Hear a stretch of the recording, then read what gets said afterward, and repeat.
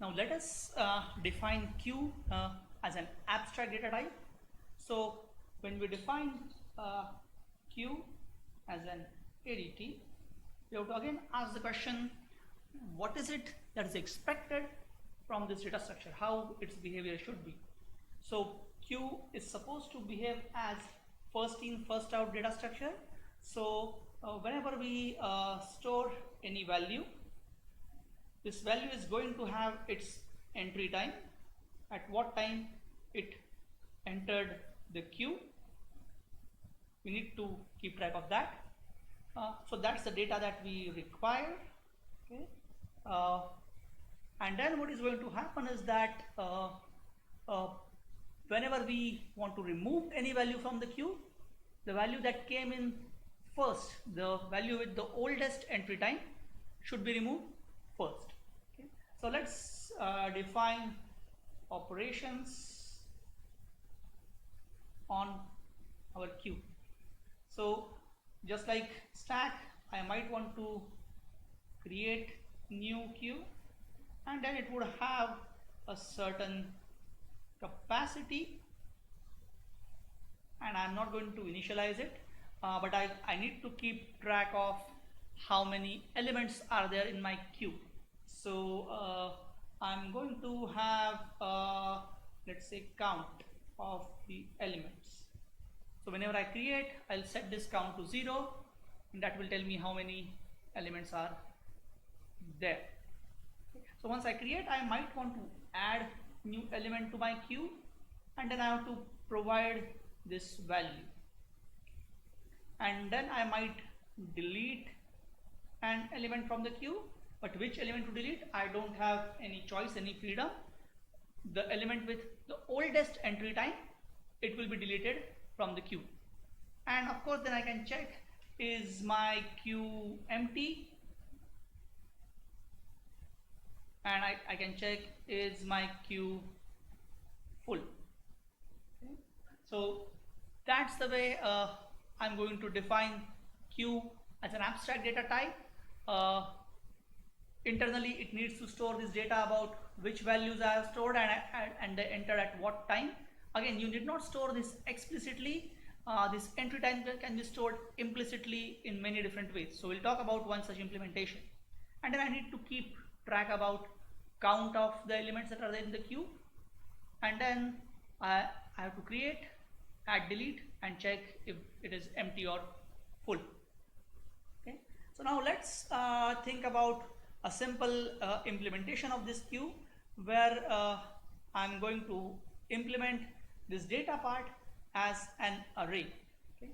So when I create a new queue, let's say I'm going to have an array, and let's say we are creating a queue with size 5. Okay. So let's have 1, 2, 3, 4, and 5. Okay. So that's my queue that I have created, and then I'm keeping track of the count of the elements, and it is 0 at the beginning. That's how I have created this particular queue. And again, if you notice the time complexity of this operation, I need to take a block of memory. I'm not initializing it, I'm not doing anything with its contents, and I'm initializing a variable. So that requires constant number of operations. So this particular operation belongs to theta1. It's a constant time complexity operation. Then let's talk about adding a value.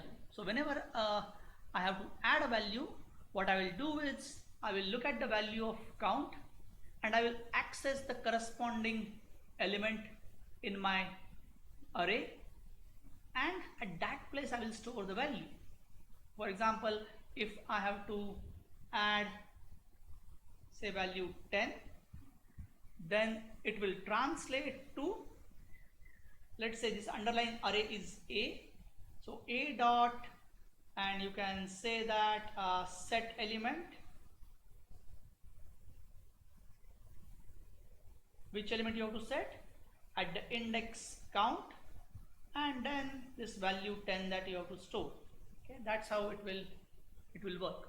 Okay. So now I'm storing 10 here, This is the index 0, 1, 2, 3 and 4.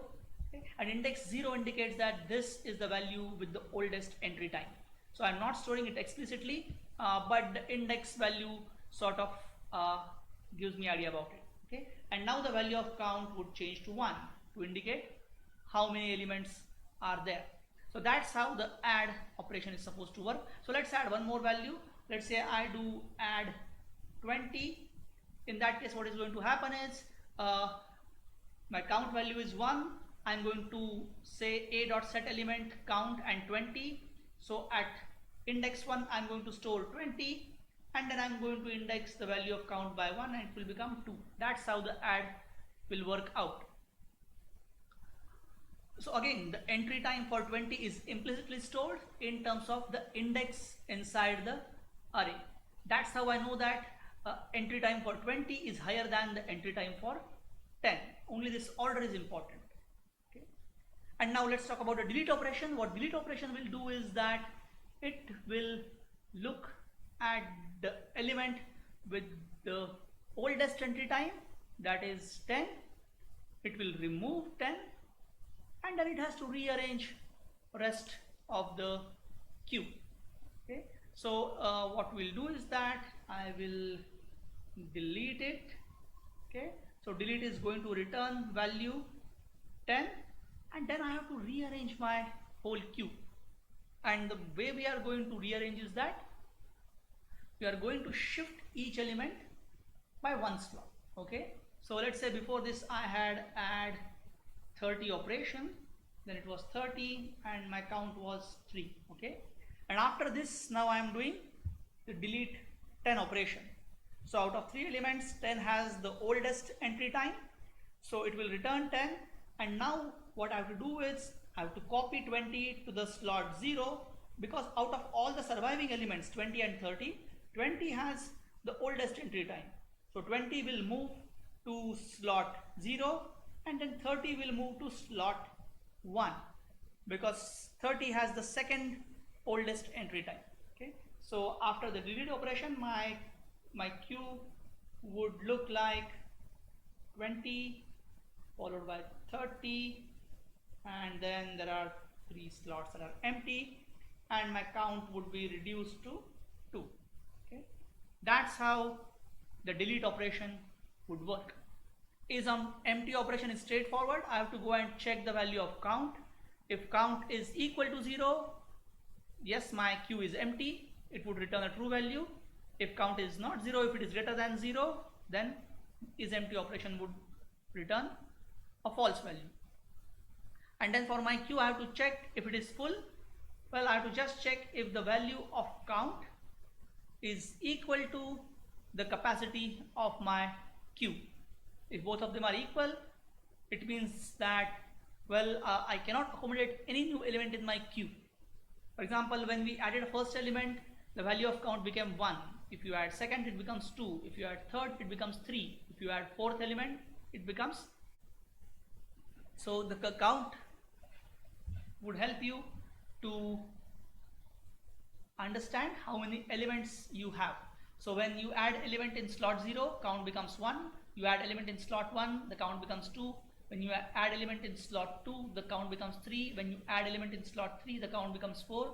When you add element in slot 4, the count becomes 5, and which is equal to capacity. So after that, you cannot accommodate any new element in your queue. Okay. So that's the definition of queue as an ADT, and we have seen a simple implementation with array, and we assume that array is implemented as a set of contiguous memory cells. So create new operation is theta 1, add operation is also theta 1, is empty is also theta 1, it's full is also theta 1. And now question is about this delete operation. How much is the effort required? So think about it. In general, if I have n elements in my queue and I delete one element, what happens is I require shifting of rest n minus 1 elements, and this shifting is achieved by rewriting each element to the next cell by shifting each element. So it requires n minus 1 write operation. So delete belongs to theta of n. The time complexity is linear for delete operation. Okay. So that's the Q as ADT for us with implementation using arrays and arrays that are implemented as continuous memory cells.